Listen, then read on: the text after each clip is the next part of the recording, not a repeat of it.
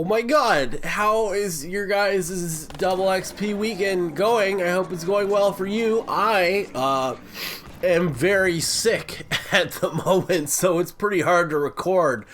I'm a little trepidatious about double XP weekends. I like leveling up, but I hear once you level past a certain point, everything gets reset, even though prestige is key to this game and demonstrating your values in a lobby. So let me know what you think in the comment section below about prestiging in game. Anyway, that prefaces this whole video, so to speak.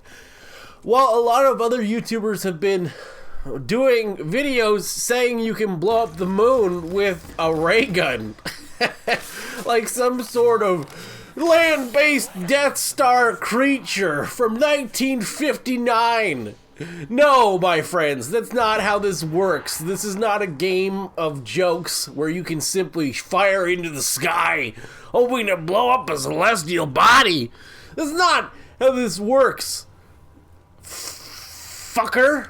And while their method might be a little questionable, a well-known Call of Duty YouTuber stepped me on this sort of Easter egg hunt. He found some of the steps on his own, and he needed some direction to finding the final step. Thankfully, we got this rolling, and we collaborated. He doesn't want to take any credit for it, so he will remain anonymous, so to speak.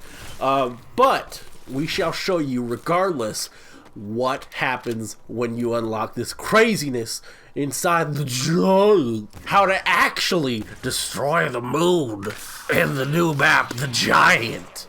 So in today's video, we're going to show that to you. We be knocking down the moon, hater. Bill Cosby style. No, not like that at all. What did I just say?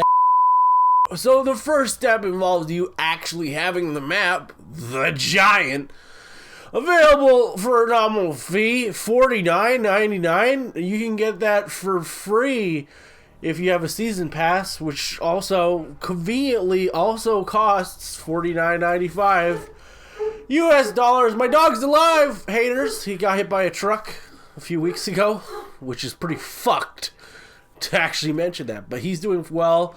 I'm actually sick right now, as I said earlier, so please excuse the slight voice hiccup, differentiation, whatever. Get the Giant. The next step involves you having a good round of box luck. Now, box luck is the RNG of zombies. It's basically a fickle bitch in many words that can be described. It's very cunty behavior. Okay, so the box is going to give you some guns, and you're going to need to have at least one of these guns, and the other one's kind of optional. For starters, you're going to need one of the wonder weapons from the map, the Giant. For sure, 100% you're going to need the Wonder Waff at some point. If you don't get it, the ray gun is sufficient for doing all the steps except for the last one. So, 100% you're going to need to have that Wonder Waffle action going on.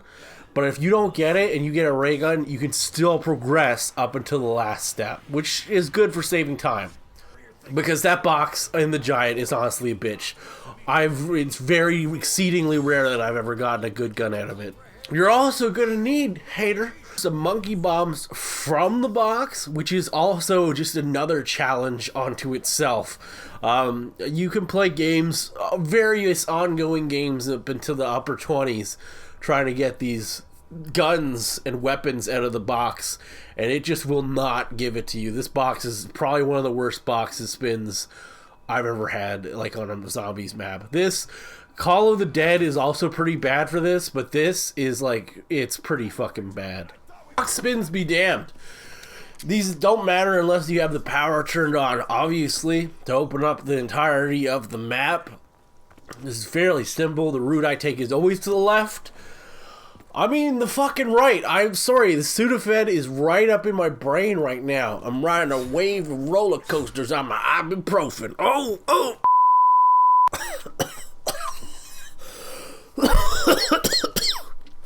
Anyway.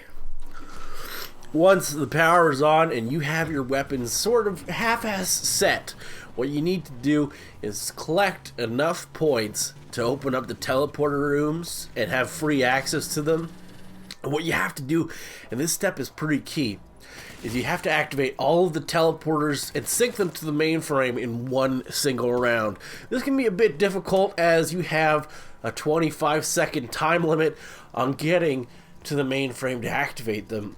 And it can be a higher round because you require a lot of points to open up all the doors and areas to get to said teleporters. Some of them open up new training routes that can fuck you over. The catwalk one is obviously just great. It's amazing. I love that shit.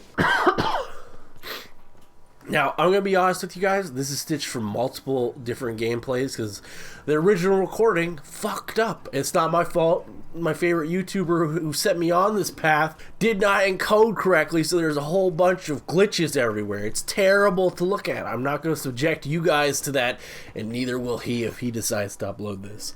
Anyway, once you have all the teleporters linked, and hopefully at this juncture you have a monkey bomb, what you need to do is initiate, basically it's a run around of the fly trap Easter egg, hater.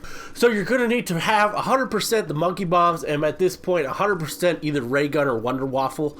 And what you need to do is simply deposit one of the monkey bombs into the furnace. This can be done in any order, by the way, and then go through the teleporters, drop a monkey bomb into the teleporter, and teleport with it. This will cause the game to freak out because you're not supposed to do that, and you'll be awarded a perk. This happens every time you teleport, by the way.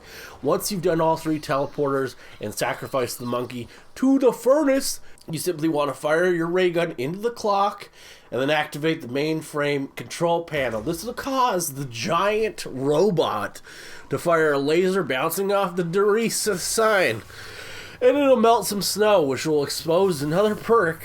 It's a useless one, so not a big deal.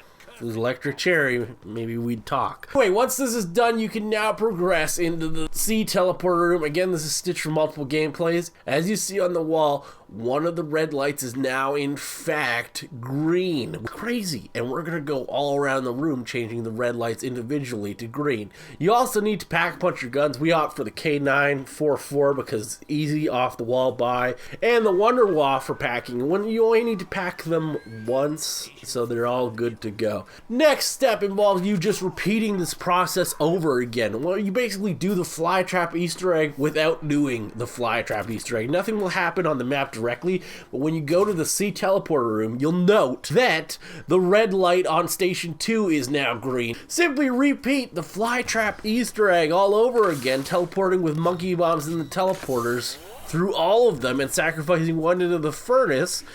And you should notice that the third light is now green while the others are all red. Do this one more time and go back to teleporter room C, there in which you'll see the final red light is now green, indicating you've gone around the room doing the Easter egg successfully. All you have to do at this juncture, hater, simply make your way out to the middle area, the starting area of the map, aim up into the moon with your pack punch Wonder Waff, fire 3 times directly into it, and you'll see the moon goddamn explodes everywhere. I can't believe Treyarch put that in the game. How are we gonna get the moon remake when there's no moon? Anyway, I hope you guys found this enjoyable and informative. Be sure to leave a like and share it on your social media platforms. Really helps us all out here. And if you're new around here, hater, we're on the road to 500,000 subscribers? Is it 6 now? Oh. And just hit that subscribe button, hater, for all the craziest Easter eggs in Black Ops the 3rd. Next time we find a new wonder weapon,